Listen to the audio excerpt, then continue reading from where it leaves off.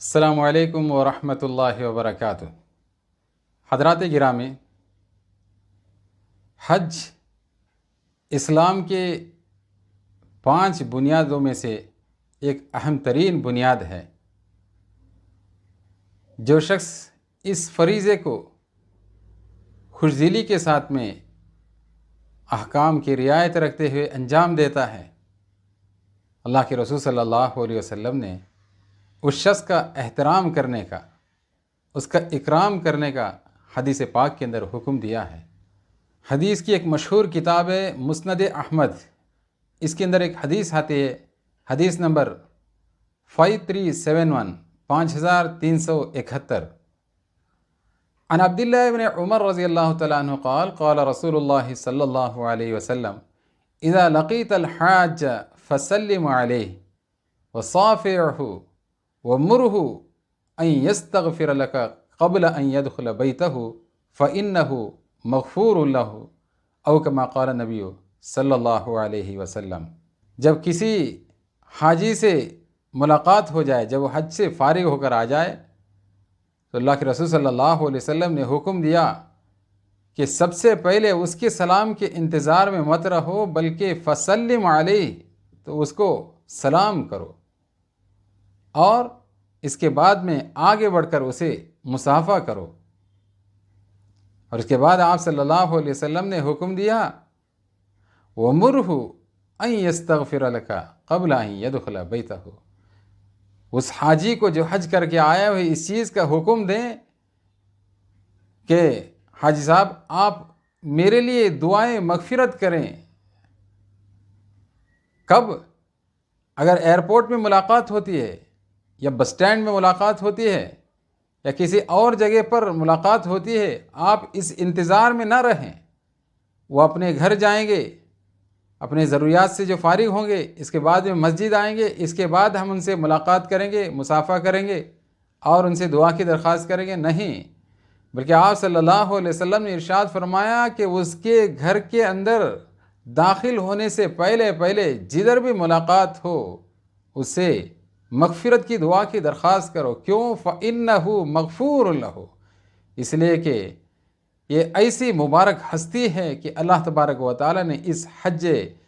مبرور کے بدلے میں اس کے تمام گناہوں کو معاف کیا ہے، اس کی مغفرت کا اعلان ہو چکا ہے۔ تو لہٰذا حجاج کرام سے جب بھی ہماری اور آپ کی ملاقات ہو جائے تو اللہ کے رسول صلی اللہ علیہ وسلم کی اس حدیث پاک کی روشنی میں ہماری ذمہ داری بنتی ہے کہ ہم ان کی آمد کے انتظار میں رہیں، اور جیسے ہم کو خبر ملے تو فوراً وہاں پر پہنچے، اور وہاں پر پہنچنے کے بعد میں آپ صلی اللہ علیہ وسلم نے جو سنت اور جو طریقہ احترام کا ہمیں اور آپ کو سکھایا ہے، اس احترام کے طریقے کے مطابق اس کی عزت کریں اور اس سے مغفرت کی دعا کی درخواست کریں۔ عام طریقے سے ہوتا یہ ہے کہ جیسے حاجی سے ملاقات ہوتی ہے، جو گفتگو ہونی چاہیے وہ کس طرح کی ہوتی ہے، ہمیں ان سب کا علم ہے۔ تو اب ہم ان پرانے طریقوں کو چھوڑ دیں، اور چھوڑنے کے بعد میں آپ صلی اللہ علیہ وسلم کی اس حدیث پر عمل کرنے کی کوشش کریں۔ بخاری شریف کی ایک حدیث ہے،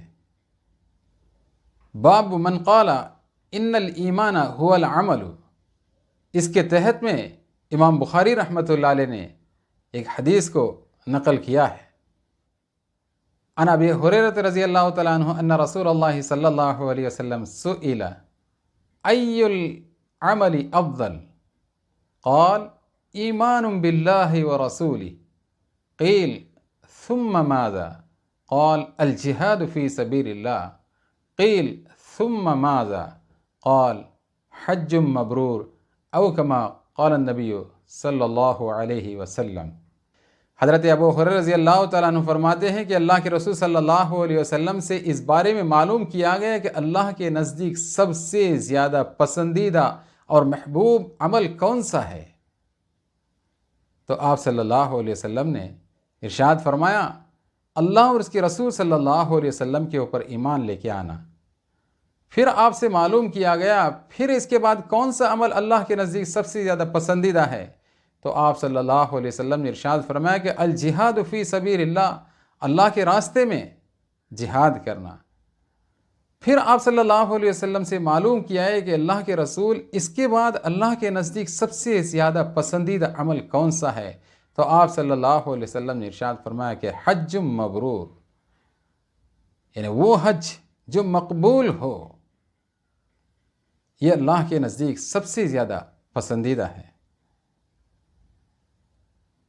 اب حج مقبول، اس کی علامتیں کیا ہیں، اس کی نشانیاں کیا ہیں؟ ہمارے استاد حضرت مفتی سعید احمد صاحب پالنپوری رحمۃ اللہ علیہ، جو دارالعلوم دیوبند کے محدث اعظم تھے، حضرت نے اس حدیث کی تشریح کرتے ہوئے یہ لکھی ہے، حج مقبول کی دو نشانی ہے، ایک ظاہری یعنی دکھائی دینے والی علامت اور نشانی ہے، اور ایک باطنی ہے۔ اور ظاہری نشانی یہ ہے کہ اس کے تمام مسائل کو جانیں، اور اس کے فرائض ہیں، واجبات ہیں، سنتیں ہیں، مستحبات ہیں، ان تمام چیزوں کا خیال کیا ہو، اور جن جن چیزوں سے شریعت نے رکنے کا حکم دیا ہو، حج کے دوران ان تمام ممنوعات سے اپنے آپ کو روکا ہو، یہ تو ظاہری علامت ہے۔ اور باطنی علامت، اندرونی نشانی یہ ہے کہ حج کے بعد میں ہماری زندگی مکمل طریقے سے بدلی ہوئی ہو۔ حج سے پہلے ہم جھوٹ بولا کرتے تھے، دھوکہ دیتے تھے، دغا بازی تھا، ظلم تھا، زیادتی تھی، ناانصافی تھی، بدنظری تھی، اس طرح کی جتنی اخلاقی جو خرابیاں ہیں، اللہ تعالیٰ کی جو نافرمانیاں تھیں، ان تمام نافرمانیوں سے اس نے توبہ کی ہو، اور ان تمام خرابیوں سے اپنے آپ کو دور رکھا ہو، تو یہ نشانی ہے اس بات کی کہ اس کا حج مقبول ہے۔ اور اگر وہ پہلے سے نیک تھا، اس کی طبیعت کے اندر اچھے اخلاق تھے، تقوی اور پرہیزگاری تھی، اب حج کے بعد میں اس نیکی کی میں اور اس تقوی اور طہارت کے اندر اور زیادتی ہو اور اضافہ ہو گیا ہو، تو سمجھا جائے گا اس شخص کا حج مقبول ہے۔ اور اگر ایسا نہیں ہے، اس کے خلاف اگر عمل ہے، جیسے پہلے تھے بس ویسی ہماری زندگی ہے، ذرہ برابر کسی قسم کی کوئی تبدیلی نہیں ہے، تو یہ نشانی ہے اس بات کی کہ اس کا حج مبرور اور حج مقبول نہیں ہے۔ تو ایسے شخص کے بارے میں حضرت مفتی سعید صاحب رحمۃ اللہ علیہ نے بخاری کے شرح کرتے ہوئے یہ لکھی ہے کہ اس کو چاہیے کہ دوبارہ حج کرے اور اپنے حج کو مقبول بنانے کی کوشش کریں۔ دعا کریں کہ ویسے تو ہم میں سے ہر ایک کے دل کے اندر اس چیز کی تمنا ہے کہ اللہ تبارک و تعالی ہم میں سے ہر ایک کو حج بیت اللہ کے توفیق سے مالا مال فرمائے۔ وہاں تک پہنچنے کے لیے جن اسباب ظاہرہ اور باطنہ کی ضرورت ہے، اللہ تبارک و تعالی اپنی قدرت کاملہ سے ہم سب کو مہیا فرمائے۔ اور جو حضرات امسال جو حج کیے ہیں، اللہ تبارک و تعالی تماموں کے حج کو حج مقبول بنائے، اور ان کی برکتوں سے اللہ تبارک و تعالی ہم سب کی مغفرت فرمائے۔ اور کسی وجہ سے اس سال ہو، پچھلے سال ہو،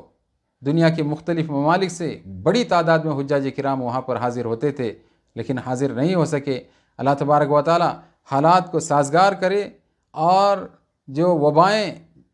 دنیا کے اندر جو پھیلی ہوئی ہیں، ان تمام وباؤں سے اللہ تبارک و تعالی نجات عنایت فرمائے، اور ہم سب کو دوبارہ بڑی خوش دلی کے ساتھ میں، اخلاص کے ساتھ میں حاضر ہونا آسان فرمائے۔ آمین یا رب العالمین، وآخر دعوانا ان الحمد للہ رب العالمین۔